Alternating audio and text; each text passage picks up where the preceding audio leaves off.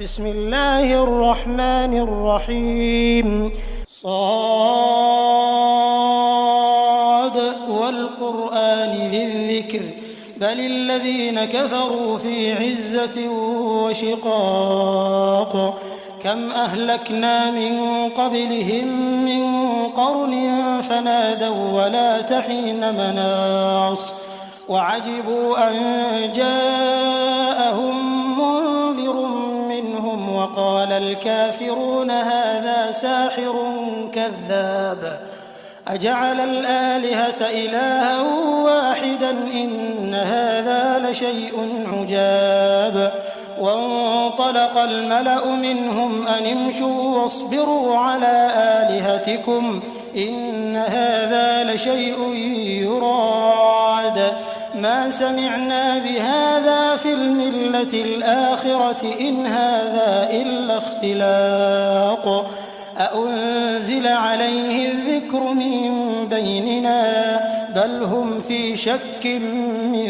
ذكري بل لما يذوقوا عذاب أم عندهم خزائن رحمة ربك العزيز الوهاب أم لهم ملك السماوات والأرض وما بينهما فليرتقوا في الأسباب جند ما هنالك مهزوم من الأحزاب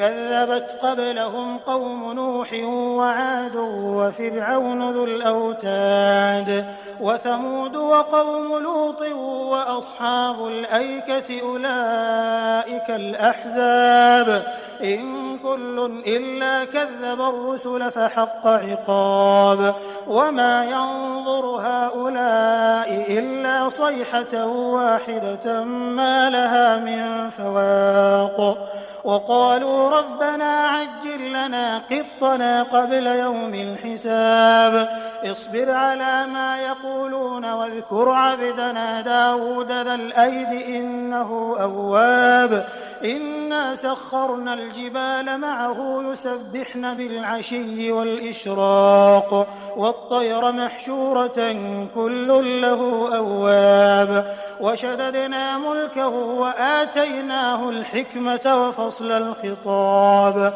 وهل أتاك نبأ الخصم إذ تسوروا المحراب إذ دخلوا على داود ففزع منهم قالوا لا تخف خصمان بغى بعضنا على بعض فاحكم بيننا بالحق ولا تشطط واهدنا إلى سواء الصراط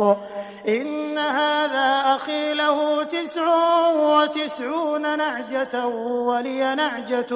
واحدة فقال أكفلنيها وعزني في الخطاب قال لقد ظلمك بسؤال نعجتك إلى نعاجه وإن كثيرا من الخلطاء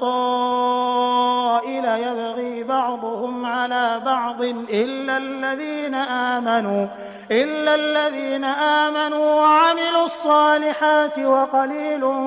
ما هم وظن داود أنما فتناه فاستغفر ربه وخر راكعا وأناب فغفرنا له ذلك وإن له عندنا لزلفى وحسن مآب يا داود إنا جعلناك خليفة في الأرض فاحكم بين الناس بالحق ولا تتبع الهوى فيضلك عن سبيل الله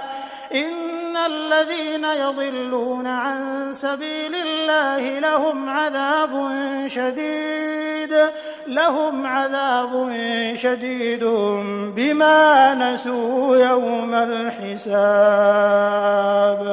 وما خلقنا السماء والأرض وما بينهما باطلا ذلك ظن الذين كفروا فويل للذين كفروا من النار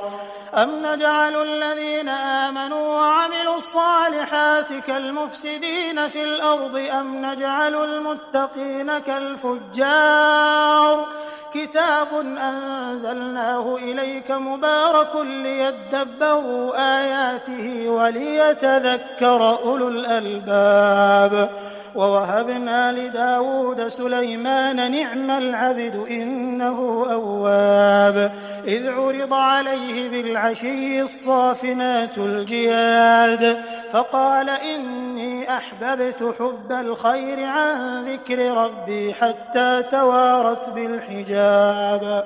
ردوها علي فطفق مسحا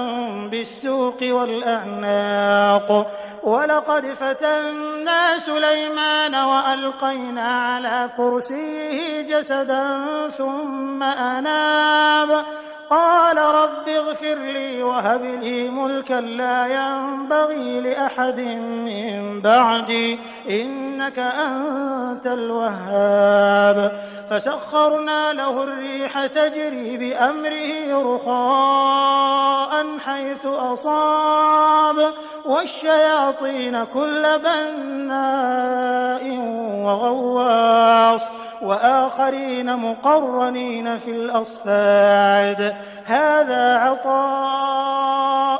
فامنن أو أمسك بغير حساب وإن له عندنا لزلفى وحسن مآب واذكر عبدنا أيوب إذ نادى ربه أني مسني الشيطان بنصب وعذاب اركض برجلك هذا مغتسل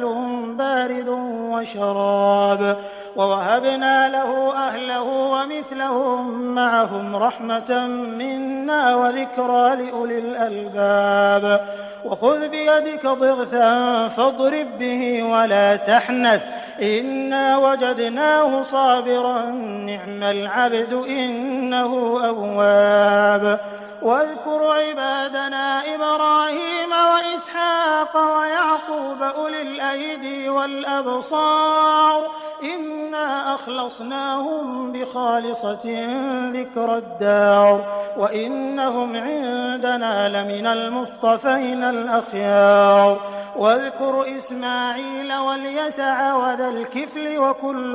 من الأخيار هذا ذكر وإن للمتقين لحسن مآب جنات عدن مفتحة لهم الأبواب متكئين فيها يدعون فيها بفاكهة كثيرة وشراب وعندهم قاصرات الطرف أتراب هذا ما توعدون ليوم الحساب إن هذا لرزقنا ما له من نفاد هذا وإن للطاغين لشر مآب جهنم يصلونها فبئس المهاد هذا فليذوقوا حميم وغساق وآخر من شكله أزواج هذا فوج مقتحم معكم لا مرحبا بهم إنهم صالوا النار قالوا بل أنتم لا مرحبا بكم أنتم قدمتموه لنا فبئس القرار قالوا ربنا من قدم لنا هذا فزده عذابا ضعفا في النار وقالوا ما لنا لا نرى رجالا كنا نعدهم من الأشرار أتخذناهم سخريا أم زاغت عنهم الأبصار إن ذلك لحق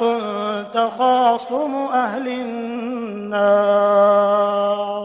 قل إنما أنا منذر وما من إله إلا الله الواحد القهار رب السماوات والأرض وما بينهما العزيز الغفار قل هو نبأ عظيم أنتم عنه معرضون ما كان لي من علم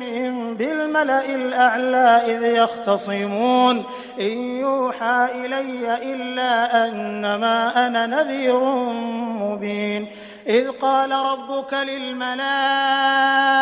إني خالق بشرا من طين فإذا سويته ونفخت فيه من روحي فقعوا له ساجدين فسجد الملائكة كلهم أجمعون إلا إبليس استكبر وكان من الكافرين قال يا إبليس ما منعك أن تسجد لما خلقت بيدي أستكبرت أم كنت من العالين قال أنا خير منه خلقتني من نار وخلقته من طين قال فاخرج منها فإنك رجيم وإن عليك لعنتي إلى يوم الدين قال رب فأنظرني إلى يوم يبعثون قال فإنك من المنظرين إلى يوم الوقت المعلوم قال فبعزتك لأغوينهم أجمعين إلا عبادك منهم المخلصين قال فالحق والحق أقول لأملأن جهنم منك وممن تبعك منهم أجمعين قل ما أسألكم عليه من أجر وما أنا من المتكلفين إن هو إلا ذكر للعالمين ولتعلمن نبأه بعد حين.